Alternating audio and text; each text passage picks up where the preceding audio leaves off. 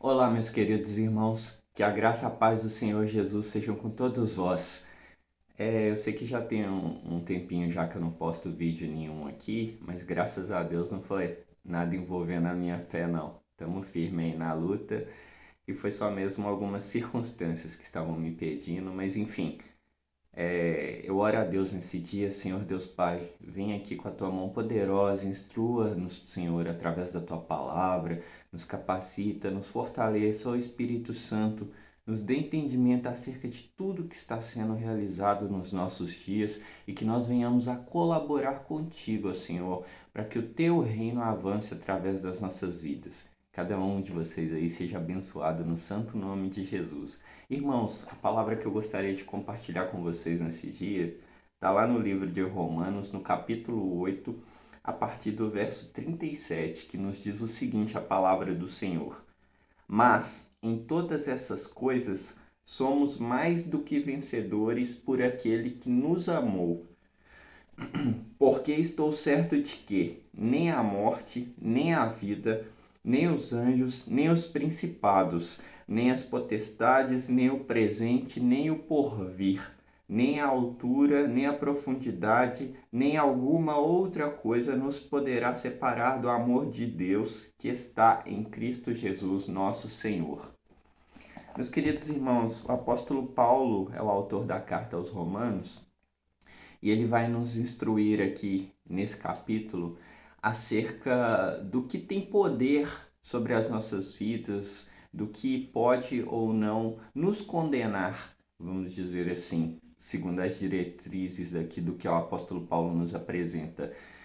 E é interessante que é um tema talvez que esteja um pouco adormecido, eu diria, nas congregações, eu nem diria entre as pessoas que não possuem uma religião, mas dentro mesmo das congregações, um tema que talvez tenha sido pouco divulgado atualmente ou difundido é acerca do pecado. Porque aqui o apóstolo Paulo vai nos dizer o seguinte: só repetindo aqui, nem a altura nem a profundidade. Quando fala de altura, que profundidade, está falando sobre aqueles altos da nossa vida, né? Os momentos lá da nossa vida em que a gente esteja às vezes numa situação favorável, numa situação de queda, vamos falar assim, num momento difícil da nossa vida, e tem também a questão que normalmente quando você rotula sobre autos, você está falando ali de autoridade também, que ele também vai citar sobre potestade, sobre os dominadores, sobre os anjos, sobre todos os tipos de entidades possíveis ali. Ele fala que nada disso tem poder de nos separar do amor de Deus. Então, o que de fato tem o poder de nos separar do amor de Deus? Será que existe alguma coisa que tem essa capacidade? E aí é exatamente sobre isso que eu quero tratar com vocês hoje. Existe uma única coisinha que é capaz de nos separar do amor de Deus, e essa coisa se chama pecado. E qual que é a minha base bíblica para poder falar isso, já que o próprio apóstolo Paulo aqui, ele vai nos dizer que nada poderá nos separar do amor de Deus. O pecado, como a gente vê lá no livro de Gênesis, quando Adão caiu, a primeira atitude que ele teve quando Deus o chamou ali pelo nome, quando Deus quis se relacionar com ele, foi esconder-se. Ele se escondeu ali de Deus. Por quê? Porque o pecado, ele não contamina Deus, porque Deus é todo perfeito. Mas o pecado, ele me contamina. E como Deus é todo perfeito, a perfeição de Deus não combina com o pecado quando esse entra em mim. É como se eu estivesse com os meus pés sujos de lama e quisesse entrar numa casa que acabou de ser limpa. Todo mundo vai perceber ali que eu saí deixando pegadas de sujeira naquela casa. Então é uma coisa que não combina a perfeição de Deus com a sujeira do meu pecado. Logo, a gente tem esse exemplo bíblico ali de Adão, que ele era alguém que todos os dias relacionava com Deus. Mas quando ele pecou, quando ele caiu ali, ele já não conseguia mais relacionar com Deus. Ele assustou quando ele ouviu a voz de Deus. Por quê? Antes aquela voz que era a voz amiga, aquela voz que acalentava, que provavelmente trazia ali alegria ao coração de Adão, agora passou a ser uma voz de acusação. Porque no momento que ele ouve a voz de Deus, ele diz: eu temi a sua voz. Eu temi o Senhor. E aí Deus o pergunta por que que ele o temeu. E aí ele retruca para Deus que é porque ele estava nu.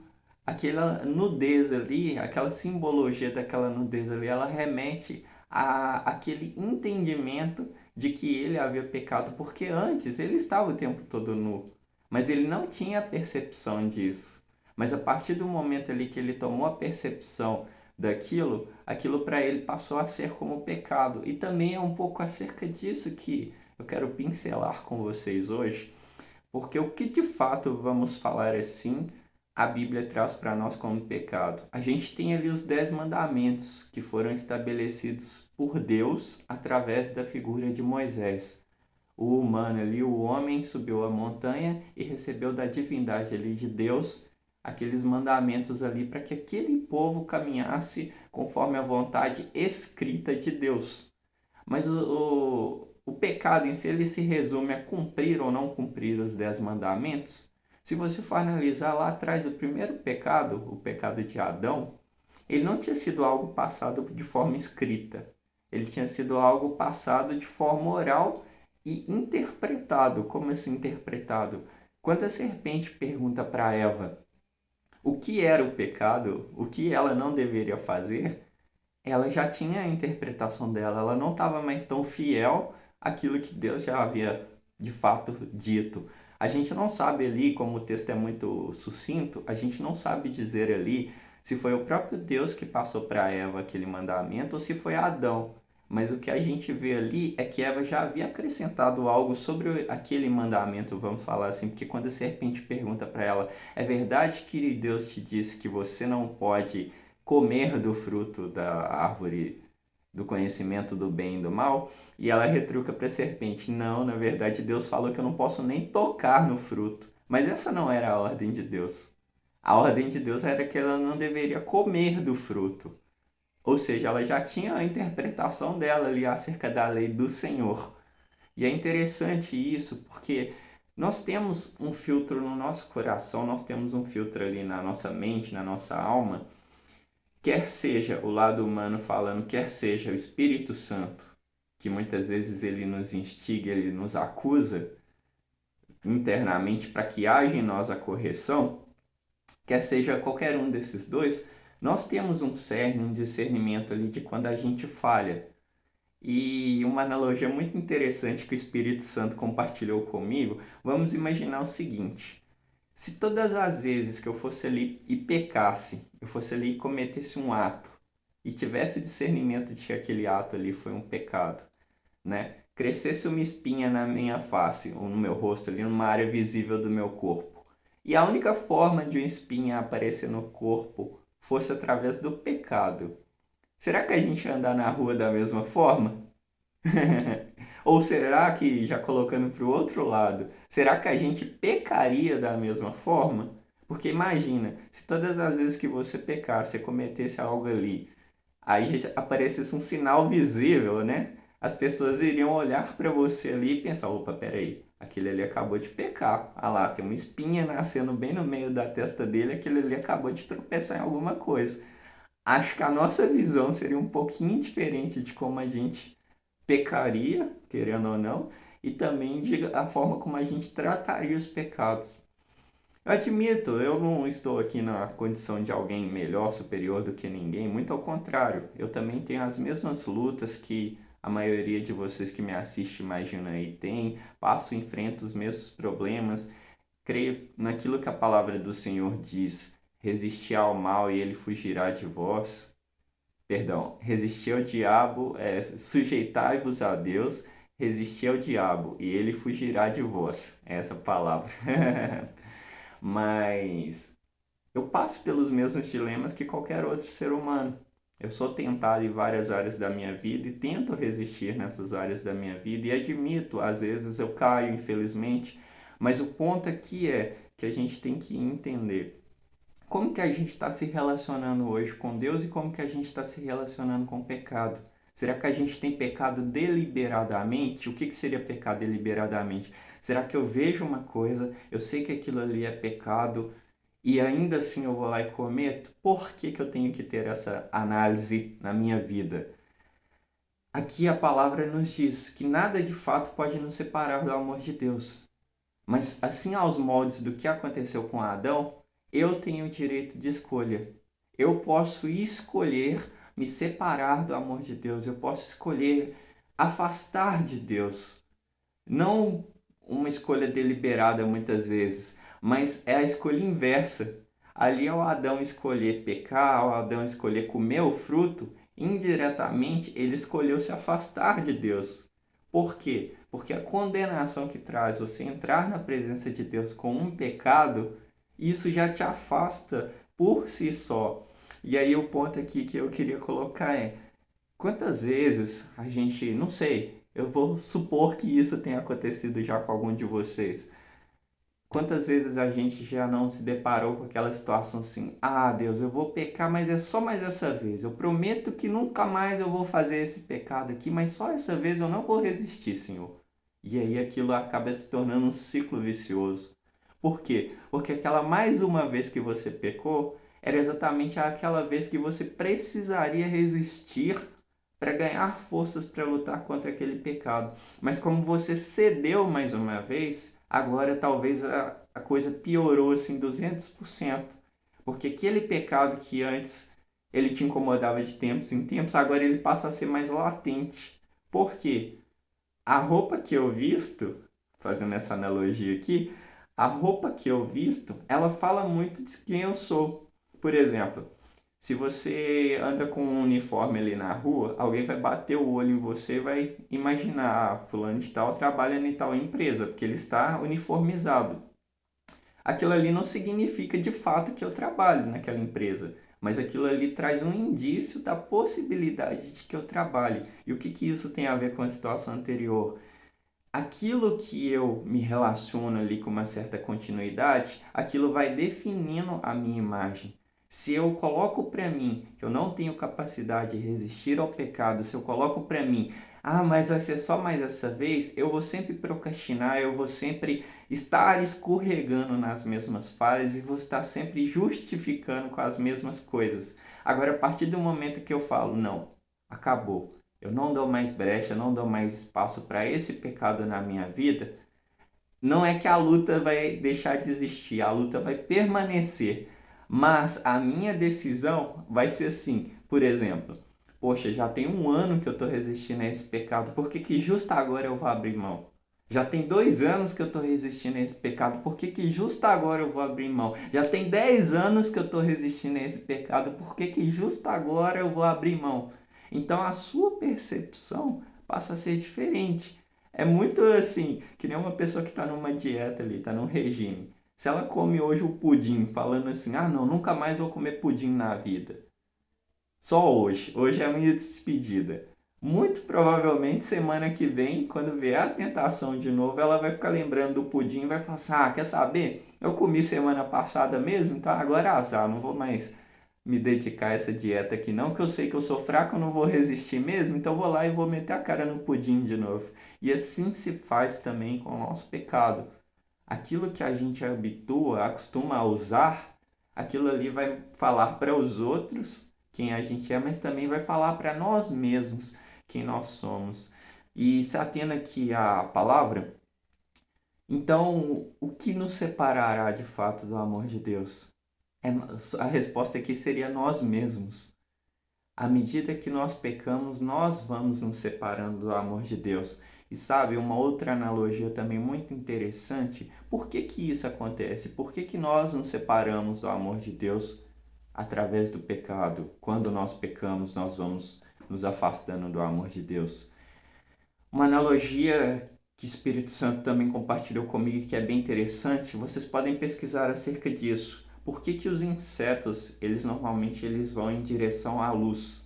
Normalmente os insetos, eles têm um foco ali de ir para aquela luz por dois motivos, até onde as minhas pesquisas chegaram. Motivo A, normalmente quando eles veem luz, eles imaginam que aquela luz ali é o caminho da saída de onde eles estão. Motivo B, normalmente os insetos na natureza, eles se deslocam do lugar para o outro baseado na luz da lua. Então, como não existe luz artificial na natureza, toda vez que eles veem uma luz, eles pressupõem que seja a lua. Então eles entendem que se eles forem ali numa determinada altura ali, alcançarem um ponto de visão melhor, eles conseguem se deslocar com mais facilidade. Esses são os motivos, de acordo com as minhas pesquisas, que eu consegui encontrar. E o que isso traz para a nossa vida como cristão? Se eu hoje sou uma pessoa que entendo que eu preciso da luz, quer seja para achar o caminho, né, me situar, quer seja para encontrar uma saída, se eu entendo que eu preciso da luz, eu vou buscar mais a Cristo. Eu não vou olhar para como eu estou, eu não vou olhar para o que está me impedindo de buscar a Cristo. Eu não falo ir mais numa igreja, eu não falo jejuar mais. Buscar a Cristo é de fato colocar o seu coração nisso. Porque, por exemplo, só fazendo uma breve analogia aqui para não perder o raciocínio. Se eu amo uma pessoa ali, eu falo, declaro perante a sociedade ali que eu amo uma pessoa, no nosso período de namoro, né? A gente fazia de tudo ali para estar com aquela pessoa. Então a mesma analogia que é cabível. Se eu quero mais de Cristo, se eu quero conhecer mais a Cristo, se eu quero buscar mais a Cristo, então isso vai ser o que motiva as minhas escolhas, as minhas decisões. Igual eu falei, não é o simples fato de estar mais numa igreja, num templo, que muda isso, mas é o seu coração ali em querer mais de Cristo, em buscar mais a Cristo. Talvez no seu quarto, como diz a palavra do Senhor, no seu secreto, você busca mais a Deus e esse deveria ser o foco do que num templo. Mas também não estou negligenciando que nós precisamos nos relacionar com os nossos irmãos. E qual que é a forma convencional de fazer isso? Num templo. É lá onde a gente vai buscar correção para a nossa vida, é lá onde a gente vai se deparar com a possibilidade de abençoar outras pessoas e crescer com isso, enfim, não deixaria jamais de orientar ninguém a congregar. Congregar é um mandamento do Senhor para nós que somos cristãos. Então nós nunca podemos deixar de congregar. Mas voltando lá para a analogia sobre a luz. E a palavra do Senhor vai nos dizer que Cristo é a luz do mundo. O próprio Cristo diz: Eu sou a luz do mundo. Aquele que me segue não andará nas trevas. Então, como eu disse, quer seja por uma questão de me localizar, quer seja por uma questão de buscar uma saída, a única luz verdadeira, a única luz que realmente tem esse poder é Cristo. Então, não é mais o meu pecado, não é mais as minhas vontades, mas é entender que a única busca, a única forma de vencer tudo isso, a única forma de fato dedicar a melhorar, a construir algo eterno é Cristo. Então eu gostaria de encerrar aqui hoje esse vídeo com vocês, meus irmãos. Como eu disse, a única coisa de fato que nos separará do amor de Cristo são as nossas próprias escolhas, as nossas próprias atitudes. E deixar o pecado entrar é uma coisa que vai me esfriar muito na fé, é uma coisa que vai me enfraquecer muito e vai possibilitar que eu me afaste do amor de Cristo. Mas que o contrário também possa se tornar verdade sobre a sua vida, em nome de Jesus. Não espera pecar para poder correr atrás de Jesus, não espera você estar fraco para poder buscar a Cristo, mas fortalecei-vos no Senhor a cada dia. Busque mais a luz, sinta-se como um inseto perdido no escuro. Entenda que Cristo é a única luz que existe e que Ele é o único capaz de transformar a sua vida, te dar cura, te dar forças no dia mau, te dar sabedoria no dia bom. E que o Senhor seja contigo, meu irmão. Em nome de Jesus. Um forte abraço. A graça e a paz do Senhor sejam convosco.